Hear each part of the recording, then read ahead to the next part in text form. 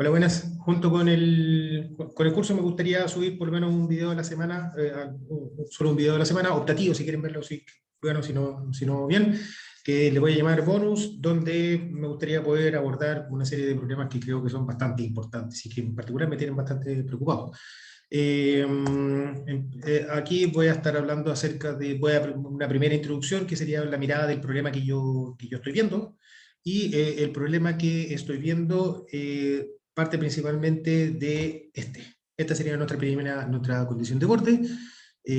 Allá al fondo se ve la Tierra. Esta es una foto que se tomó desde la Luna en alguna de las misiones a Apolo. Eh, y lo que dejó de lado esta foto a todo el mundo es que esencialmente dejó en evidencia la principal condición de borde que nosotros tenemos. Que nosotros vivimos en una pelota azul que está dando vuelta por el espacio, debido a fuerzas de atracción que no vemos, pero en la práctica eso es lo que hay, no hay más que eso, no hay más, ¿ya? Por el momento, de repente nos llega uno que otro meteorito, porque nos traen tal vez algunos metales extraños, pero en la práctica no hay más que eso, ¿ya? Eh, por el momento, y si bien eventualmente podemos pensar en colonización del espacio y una serie de otras cosas, mi visión del problema es de que la tasa a la cual estamos generando problemas dentro de esta pelota azul es más grande a la tasa a la cual eventualmente se están desarrollando una serie de tecnologías que nos permitan salir del espacio. Ese es un problema y un tema de timing. Y hay otro problema ético, de que si en algún momento nosotros nos vamos a plantear como una especie sabia que es capaz de colonizar todo el espacio, lo debiéramos hacer sobre una lógica de respeto por los planetas y por la vida que se genera en torno a estos puntos aislados dentro del espacio.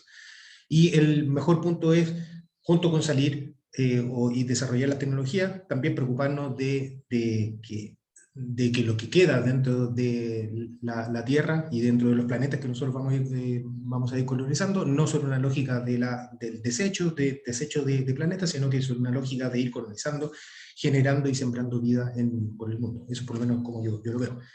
Pero independientemente de eso, esta es nuestra condición de borde. El radio de la Tierra son 6.378 kilómetros, y yo les apostaría que al final, una mano, le apuesto esta mano, a que al término de esta presentación el radio de la Tierra va a seguir siendo el mismo que al principio, ¿ya? Y no hay más. ¿Cómo funciona la Tierra? Es una buena pregunta.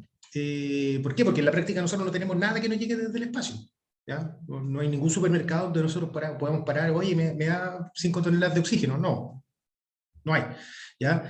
Entonces hay una dinámica que se genera dentro de esta pelota, dentro del volumen de control que está cerrado, que se sustenta sobre ciclos. Y el que ustedes ya conocen es, por ejemplo, el ciclo del agua, donde el agua se evapora, da lo mismo donde yo parta, yo puedo partir en cualquier parte, estoy el agua en las nubes. Después las nubes, junto con el viento, un viento que está inducido por el sol, se acerca generalmente y ocurre lo que se conoce como las precipitaciones orográficas en el caso de Chile, o las precipitaciones convectivas en el caso del Amazonas, pero todo el agua que estaba contenida o gran parte del agua que estaba contenida en la atmósfera y que condensa en forma de nube, precipita, ya sea en forma sólida, como nieve, o en forma líquida, como agua líquida. Después esa agua lo que hace es escurrir. En la mitad del camino puede ser escurrir superficialmente o subterráneamente. En la mitad del camino hay bosques, vida, ¿ya? Que depende de este recurso. También en la mitad del camino estamos nosotros. Nosotros ocupamos este recurso, y ahí la labor de la ingeniería civil es fundamental. Pero independientemente de qué es lo que está ocurriendo con los usos, independientemente de nosotros, porque este ciclo siempre ha ocurrido incluso para los dinosaurios, el agua después se evapora en presencia del sol. Gracias a la energía del sol se evapora y vuelve a la atmósfera, donde aparecen las nubes, después precipita, escurre, se evapora, precipita, escurre, así, en una lógica circular, ¿ya? Esta misma lógica circular, que es la que permite movilizar los recursos dentro de la Tierra, en el caso del agua, también ocurre para otros elementos, por ejemplo, para el carbono. ¿Dónde? Supongamos que hay un zorro que está respirando. En la medida que está respirando el zorro, está liberando oxígeno. Estamos nosotros que estamos respirando, estamos liberando CO2, perdón. Si el zorro se muere, se descompone la materia orgánica, el carbono que está en forma de zorro se descompone y vuelve a quedar disponible en forma de gas. Lo mismo ocurre con nosotros, ocurre con las plantas, etcétera, y entonces hay una emisión de carbono, CO2, metano, asociado a la degradación y la respiración de la materia orgánica. Después, ese carbono que está en la atmósfera en forma de gas entra al ciclo, nuevamente en presencia del Sol, como fotosíntesis. ¿Ya? La fotosíntesis es un proceso químico que lo que hace es, en presencia del Sol, asimila el CO2 atmosférico y eso de ahí lo almacena en moléculas orgánicas que son bastante más grandes y lo que da pie a todo lo que son los vegetales. Árboles, pasto y una serie de otras cosas. Después, esos vegetales son los que alimentan la cadena trófica. La cadena trófica parte por, como una forma simplificada, parte por los herbívoros o las cosas más chicas, el plancton, etcétera, que lo que está haciendo es esencialmente producir este proceso de fotosíntesis. Es lo vegetal. Después vienen los herbívoros que se comen las plantas, después vienen los carnívoros que se comen los vegetales y así sucesivamente, pero independientemente de qué es lo que pase, nuevamente se da esta lógica circular, ¿ya? Donde nuevamente se necesita el sol, que es el que entrega la energía suficiente para que ocurra el proceso de la fotosíntesis, y estamos de nuevo en presencia de una lógica circular, que al igual que el ciclo del agua, tenemos el carbono que se libera a la atmósfera por la degradación de la materia orgánica, entra a las plantas por fotosíntesis, entra a la cadena trófica, o el ciclo de la vida. Esto acá es una lámina que yo le presenté a mi hijo hace un par de años, al curso de mis hijos, un par de años, y preguntaron todo el rato. Y se da la lógica de el ciclo de la vida que se podría asimilar perfectamente con el ciclo del carbono, de una manera muy simplificada de lo que les estoy mostrando, pero nuevamente aparece eso como un factor importante, y esta lógica circular que es la que permite la movilización del recurso dado por las moléculas de carbono. ¿Ya?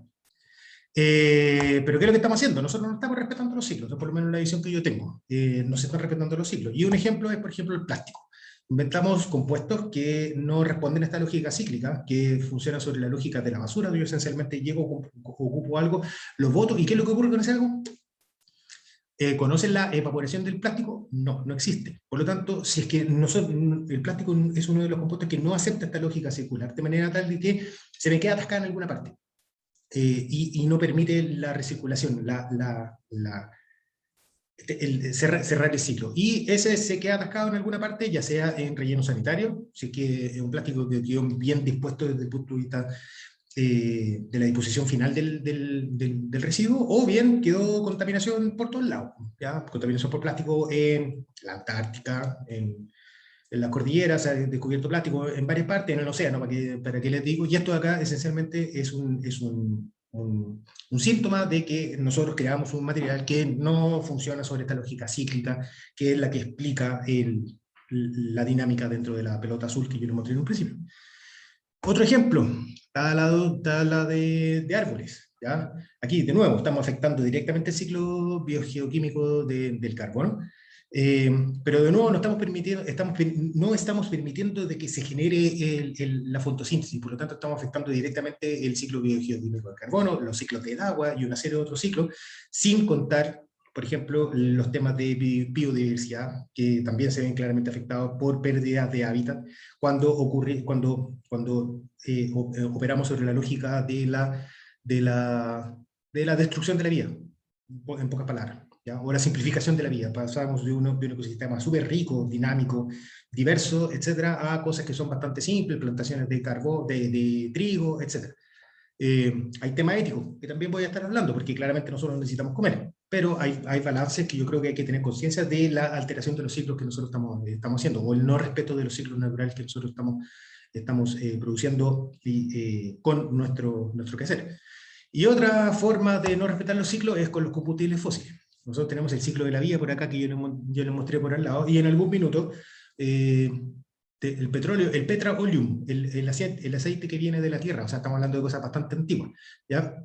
Que se conoce desde hace harto tiempo el petróleo, y siempre se ha usado, pero que nosotros, junto con el desarrollo industrial, comenzamos a acceder a fuentes de petróleo que estaban enterradas a varios kilómetros de combustibles fósiles, perdón, no necesariamente petróleo, gas y carbón, que estaban enterrados por lo tanto, desaparecieron del ciclo de la vida hace millones de años, y al usarlo, lo estamos quemando y estamos liberando entonces todo este carbono que estaba enterrado bajo tierra, almacenado en forma de petróleo, de gas natural o de carbono, lo estamos liberando hacia la atmósfera, y como resultado es lo que tenemos el calentamiento global, un aumento de la Tierra por una alteración de este ciclo, donde ahora le estamos agregando, no es que estemos sacando cosas, sino que ahora le estamos agregando cosas que ya nos pertenecían al ciclo. Le estamos agregando moléculas de carbono que no estaban naturalmente en el ciclo biogeoquímico del carbono que les mencionaba, sino que estaban almacenadas hace millones de años que habían salido del ciclo. Entonces ahí nuevamente estamos alterando esta lógica cíclica con un término fuente, digámoslo así, de CO2.